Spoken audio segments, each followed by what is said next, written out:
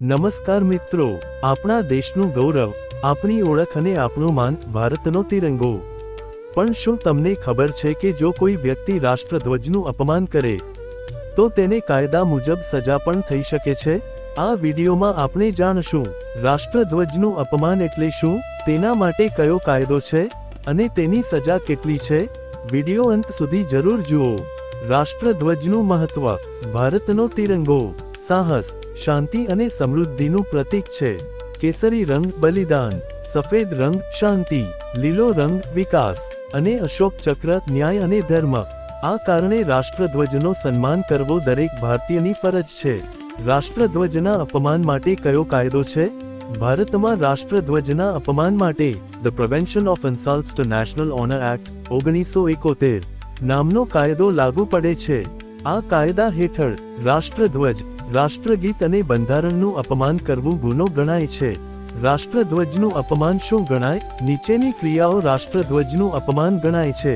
રાષ્ટ્રધ્વજને સળગાવવો, ફાડવો કે જમીન પર ફેંકવો, જાહેરમાં પગથી કચડવો, કપડાં, ગાદલા કે જૂતા તરીકે ઉપયોગ કરવો, ગંદી અથવા અપમાનજનક જગ્યાએ લટકાવવો, કાયદા મુજબના નિયમો વગર ઉપયોગ કરવો, આ બધું કરવું કાયદેસર ગુનો છે। સજા શું છે? પનિશમેન્ટ।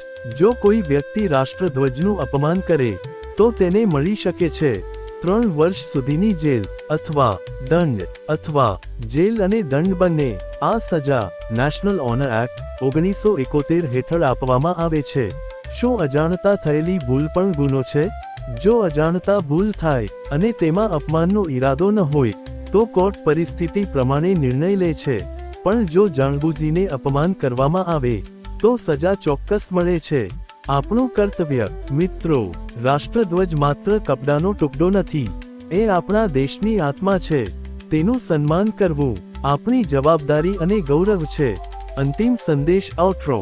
જો તમને આ માહિતી ઉપયોગી લાગી હોય તો વિડીયોને લાઈક કરો, શેર કરો અને દેશભક્તિ ભરેલી માહિતી માટે ચેનલને સબસ્ક્રાઇબ કરવાનું ભૂલશો નહીં।